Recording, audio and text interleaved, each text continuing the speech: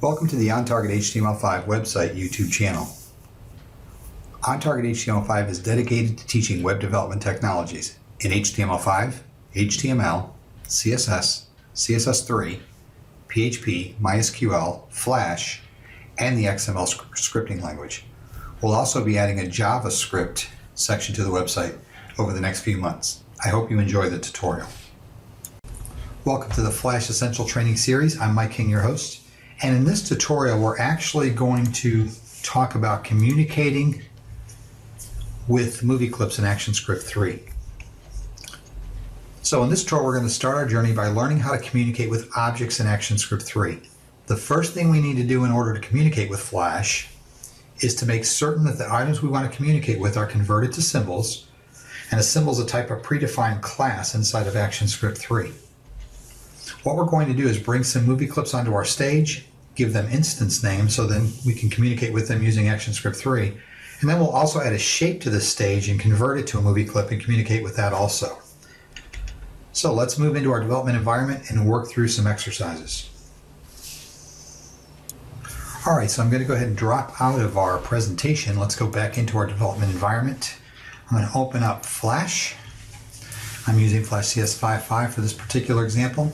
You'll notice I've got a branding layer on this Flash movie. That's going to be our branding layer for OnTarget HTML5. That'll be within all our movie clips.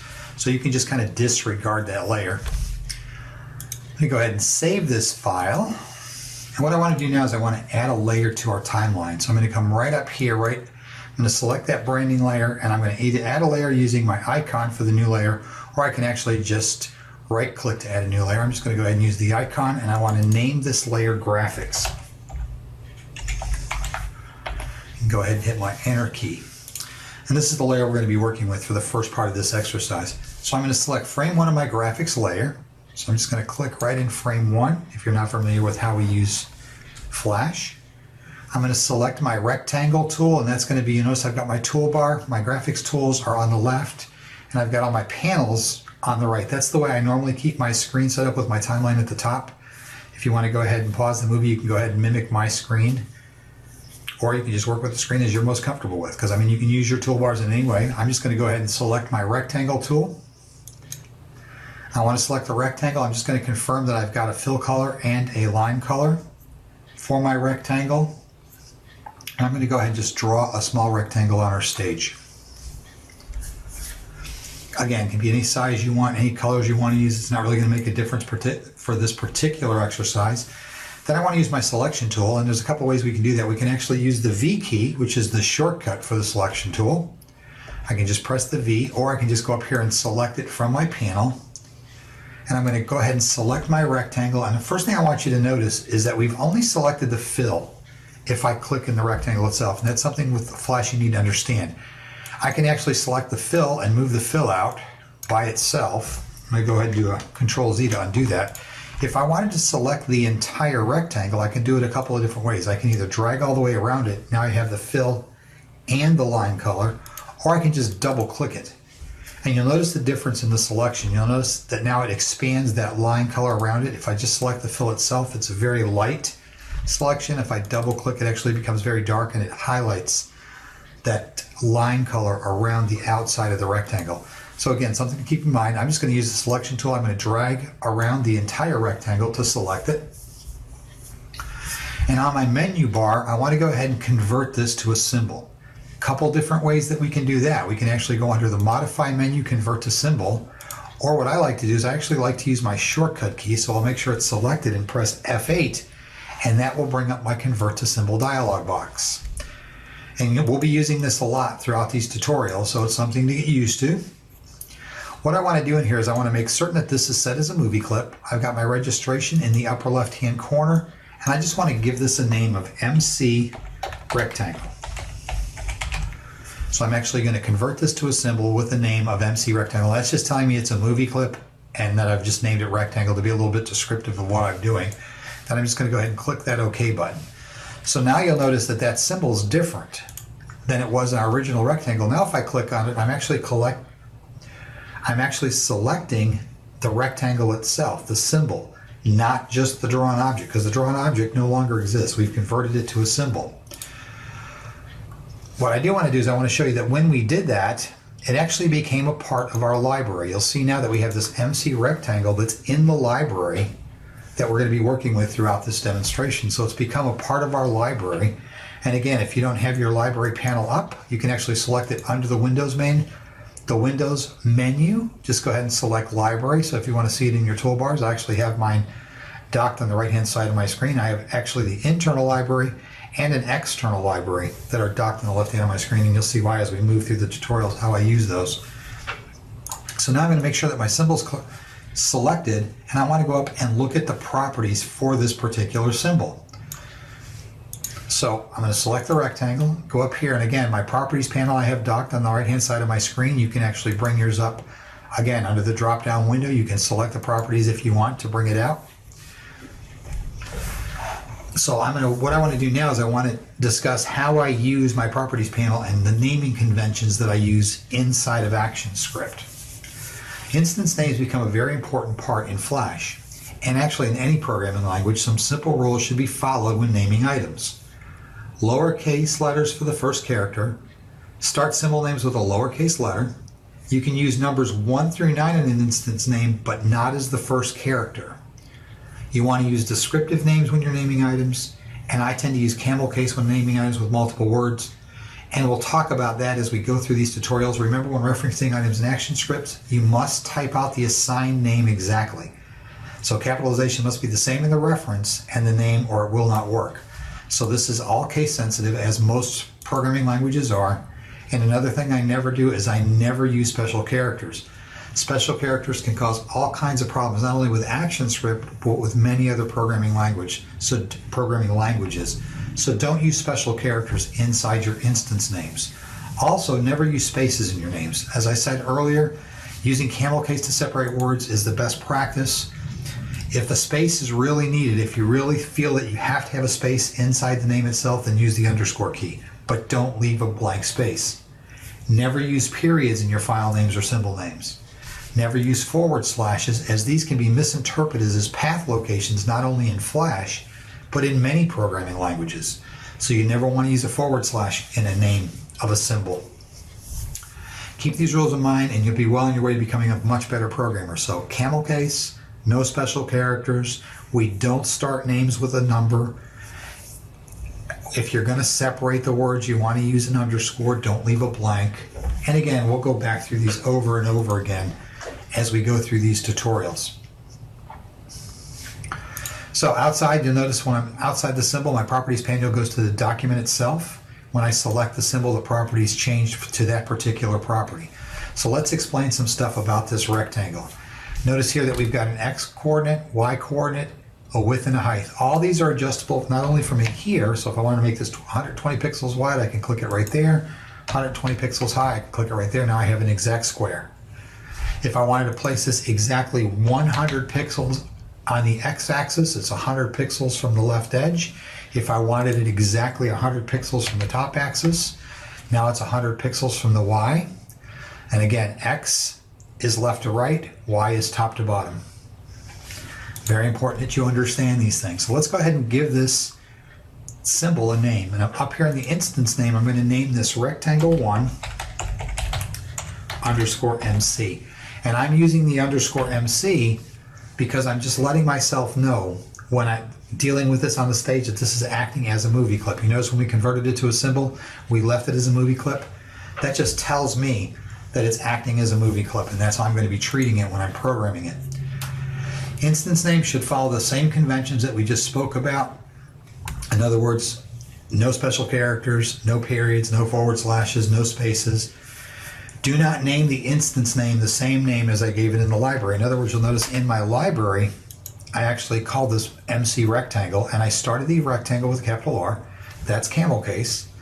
And I don't want to use that same name when I'm naming the symbol in the properties panel.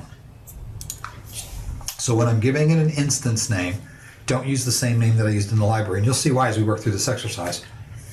Because we can actually have multiple instances of that same rectangle on the stage. All right, so we've created a rectangle, we've put it on our stage. Let's go ahead and save our work. Let me go ahead and open up that property panel. Now would be a great time to pause if you want to go ahead and copy what we've done here. All right, so now let's look at some of the tools that we can use. I've deselected that rectangle. We go ahead and close the properties panel. Let's look at some of the tools that we can use on the left-hand side of our screen when we're dealing with symbols. The first thing I want to do, let's look at this free transform tool. So I'm going to go ahead, the shortcut for the free transform tool is the Q key, or you can just select it from the toolbar. I'm going to select the free transform tool. I'm going to click on my symbol, and you'll notice now we have 8 handles that appeared around that particular shape.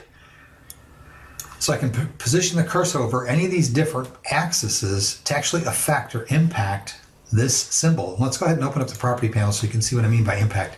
If I were to drag this, you'll notice that my X and W are changing, because not only am I changing it now because it's actually going from the registration point, which is in the center. So not only am I making it wider, but I'm actually making my X axis narrower because I'm moving it closer to that left edge of the screen. Same thing if I were to drag it up. You'll notice I'm impacting the Y and the H. And again, all based on where this registration point is located. We actually set that when we converted this to a movie clip. And we'll work with those more and more as we go through our exercises. I can also rotate it by these corners. You'll notice I get that little rotation symbol when I get next to the corner. And I can stretch it out. I can either stretch it out by pulling the corner, or if I hold the Shift key down, it will maintain its current proportion and stretch it out. So there's a lot of different things that we can do with the tools and with the settings of the properties panel. I'm going to go ahead and do Control Z to undo all those changes because I want to get back to where we were.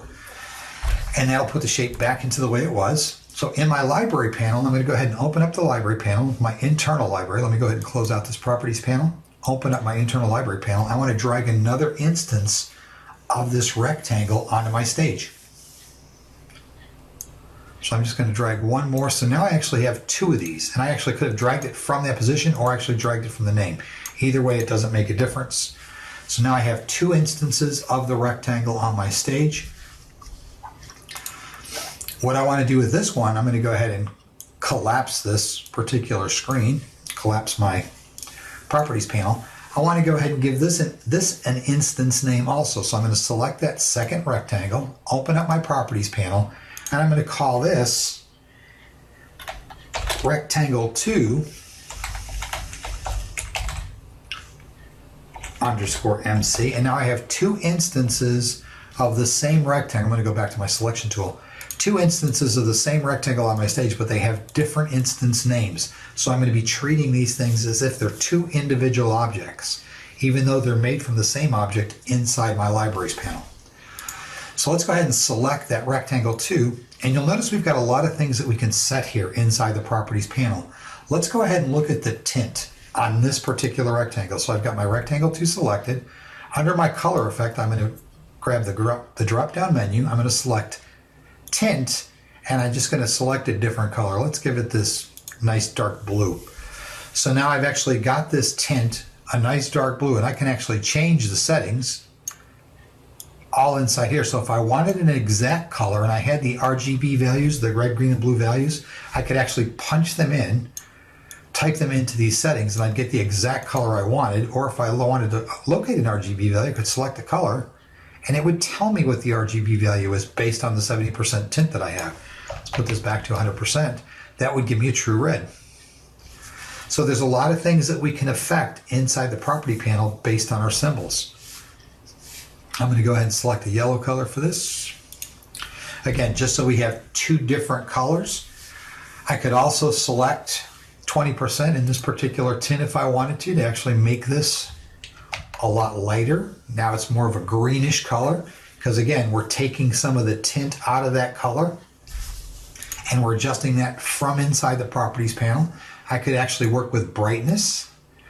And again, I could make this 100% or anywhere to 0. So 0 would be the true color, and then 100% would be full bright. So now we've got these movie clips on our stage. They came from the single symbol in the library. Let's go ahead and set this back so we can actually do some more experimenting with this as we work forward. And let's go ahead and give it a different color because I don't want to have it the same color because of what we're getting ready to do. Let's just make this, like I said, that nice dark blue, and we'll leave it just like that. I should point out that even though we've modified the instances on the stage, Nothing in the library has been modified. If I were to go back into my library and pull another instance of this, it's going to be the same exact rectangle that we originally created and made a movie clip. I'm going to go ahead and select that and delete it from our stage. So none of the changes have affected the symbol itself, and that's true with all symbols in Flash. Any modifications that we make on the stage do not have any impact on the library symbol itself.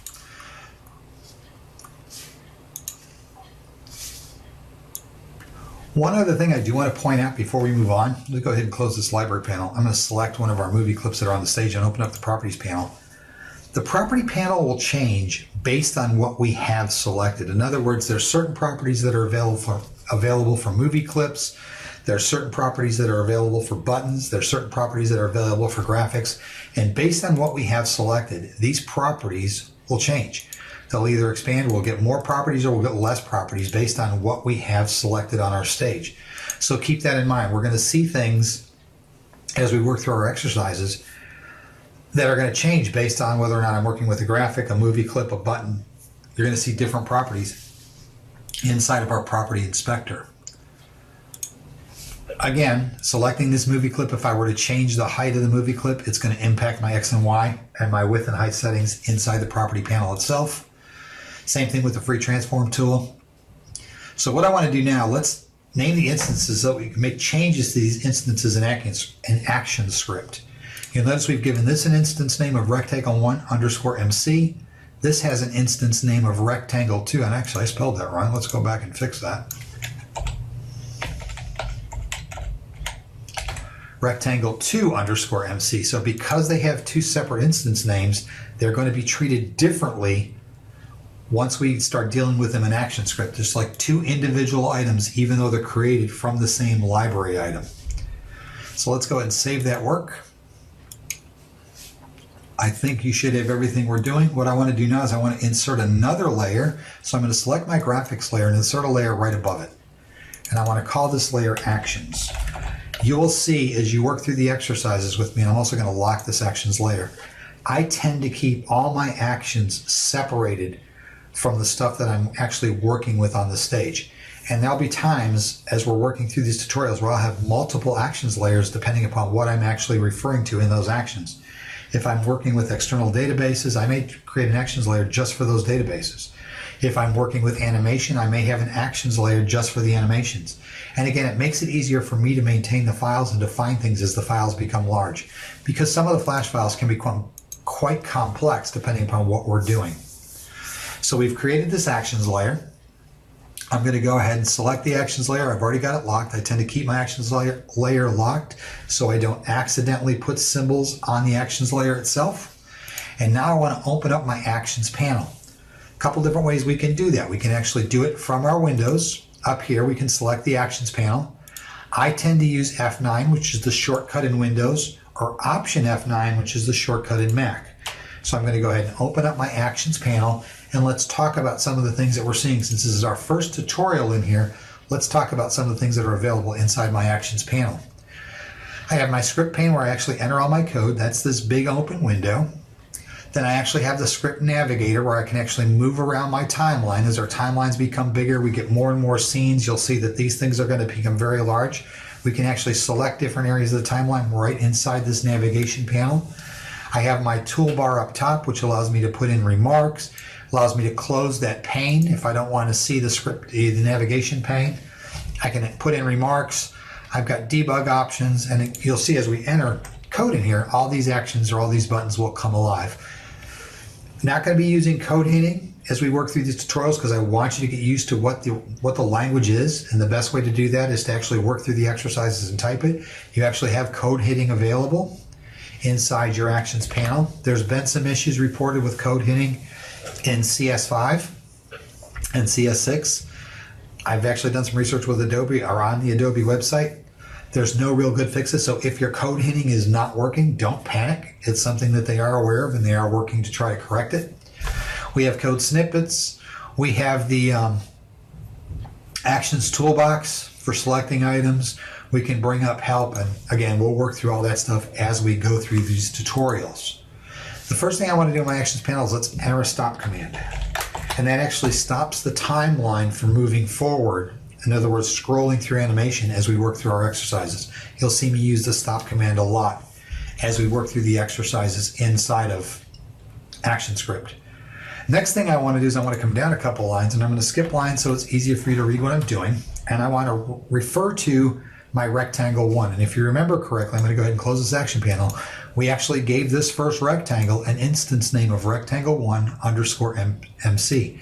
That's what I'm going to be referring to when I actually get in here and refer to rectangle1 underscore MC. I'm referring to that particular movie clip that's on my stage.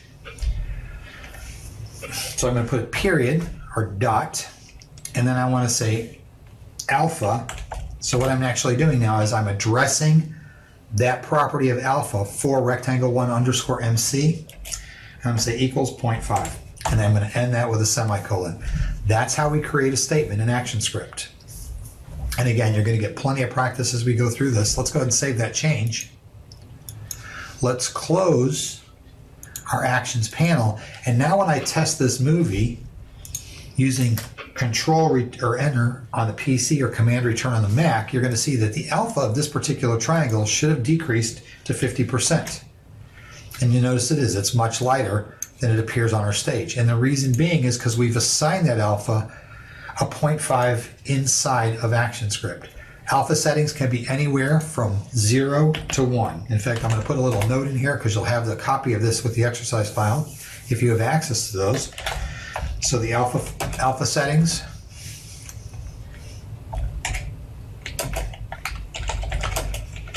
can be 0 to 1, anywhere in between there. So by using 0.5, I'm giving it a 50% alpha setting for that particular rectangle. And again, if we test the movie, Control Enter Windows, Command Return in the Mac, you'll see that it's 50%. If I were to actually go in here and make this 0.1 and save that change and test that movie, now it will only be 10%. So it would be just barely visible on our screen inside of our test movie. It's just barely visible there. Again, let's go ahead and close the movie.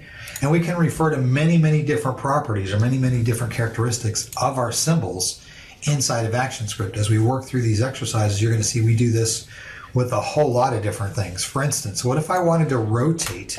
Let's go into rectangle 2. And that was rectangle 2 underscore MC. Remember, we're referring to the instance name. And I say rotation. And I put the rotation equals, and keep in mind this is 0 to 360 degrees.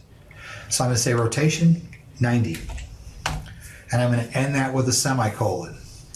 So what I'm doing is I'm telling ActionScript to take that second symbol, that second movie clip, rectangle 2 underscore MC, and rotate it 90 degrees. Let's go ahead and save that change. And actually, let's make this 45 degrees. Since it's a square, you may not see 90 degrees well. Let's go ahead and save that. Go back inside of our movie file itself and test the movie with Control Enter in Windows, Command Return on the Mac. And you'll notice now that that second rectangle has rotated 90 degrees. So we've actually gotten a rotation here inside ActionScript. And keep in mind, let's go ahead and let me do something right here. Inside this test movie, you'll notice right now that both of these are acting as movie clips. There's nothing different. I can't select them. I don't see anything funny going on. But if I were to make one of these a button mode, let's go ahead back into our ActionScript. And let's say rectangle 2 underscore MC. Again, name has to be exact. Dot button mode equal true. So now what I've actually told ActionScript and what I've told the symbol on my stage is that I want you to act like a button. And you'll see us use these a lot as we work through the tutorials. Let's go ahead and save that, collapse our actions panel and test our movie. Because now not only do we have the button, but when I go over it, you'll notice now I get the symbol saying that I can actually click on it. Now I don't have an add event listener to it, so it's not doing anything, but it is acting like a button on my stage. And that's why we're getting that little hand symbol when we hover over it. A whole lot of stuff that we can do inside of ActionScript as we work with symbols in Flash. And as you work through the tutorials, we're going to slowly build upon all these different things. But I wanted you to understand we can draw graphics onto our stage. we can convert those graphics to symbols. And in this case, we converted them to movie clips. And by giving those movie clips an instance name, we can actually refer to them inside of our ActionScript code. And again, as you work through the tutorials, we're slowly going to build on what we can do with all these different things that we're working with in Flash. One other thing I want to cover real quick before we go back to our presentation to review what we've discussed is there's a lot of good help that's built into Flash itself. I can actually double click these keywords in Flash, or actually they're actually functions that are built into Flash, but I can actually double click these and hit my F1 key, and it will actually bring up the information on that particular object inside of Flash. And you notice it tells me that alpha is a property of Flash. Its value is a number, so I actually can put a number, and you'll notice we actually did that inside of Flash. We actually used a number to signify what we were doing with it. It tells me when it became available. In other words, language version ActionScript 3.0 indicates the alpha transparency value of the object specified. Values, the valid values are 0, which is fully transparent, to 1, which is fully opaque. And the default value is 1. So if we don't give it a value, it's always going to default to 1. This works for any of these objects that we have in Flash. If I were to double click on the button mode and then hit my F1 key, it will bring up the help screen for that button mode. Now, one thing you want to make certain of, because this is live help through the Adobe community, you want to make certain you're connected to the internet. This is not something that's built into your application. This is actually going out to Adobe and grabbing the most recent information on that particular, in this case, it's a sprite.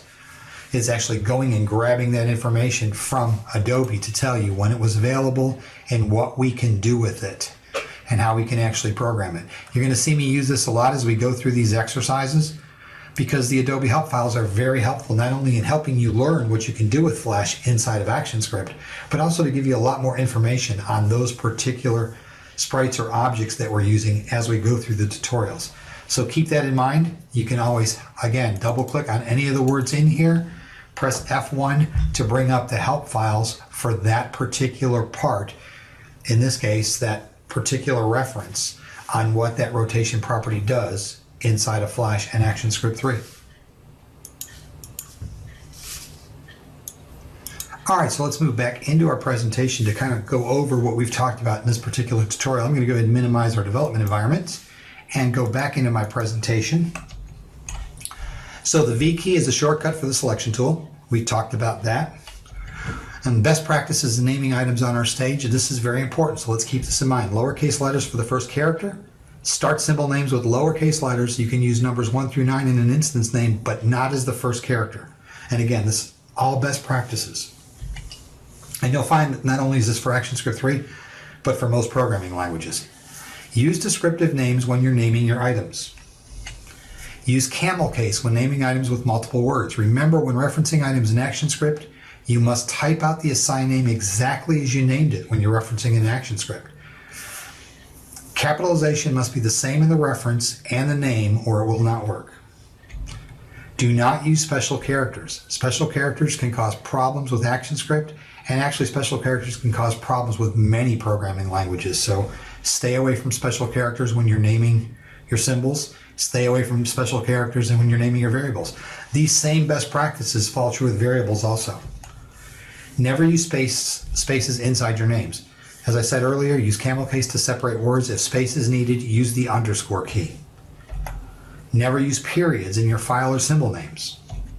Never use forward slashes. These are misinterpreted as path locations in Flash and again in many other programming languages. So never use forward slashes in the names of any of your symbols or variables. When you're communicating with movie clips, I always use the underscore MC. You don't have to do that. That's just something that I do so I can keep track of my symbols on my stage, because you're going to find as we work through the future tutorials, we're going to have a lot of different types of symbols.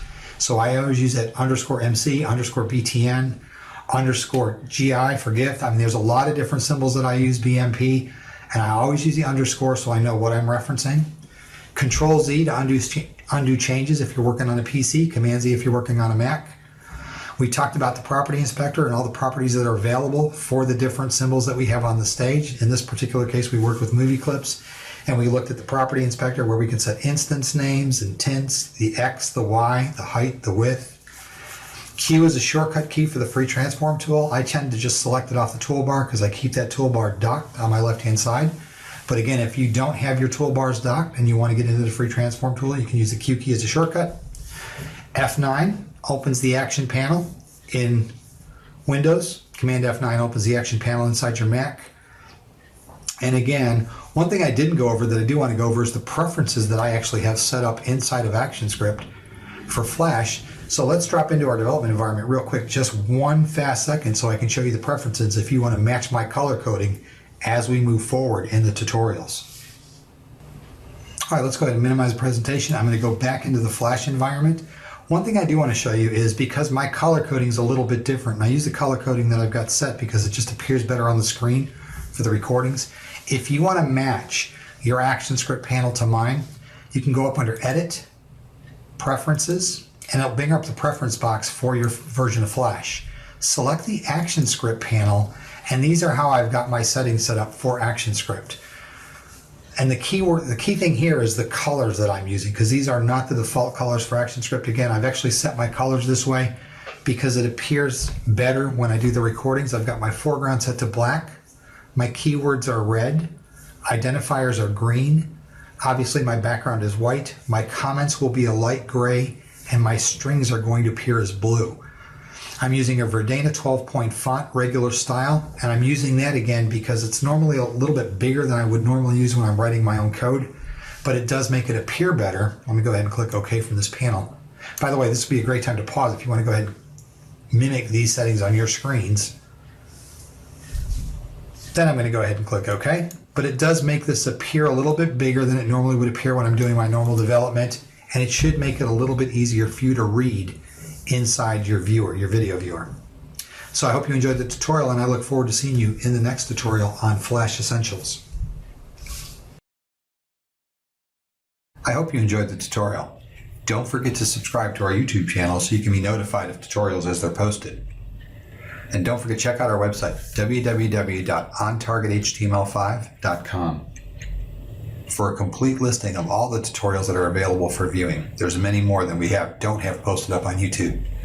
I look forward to your feedback, and thank you for visiting the OnTarget HTML5 YouTube channel.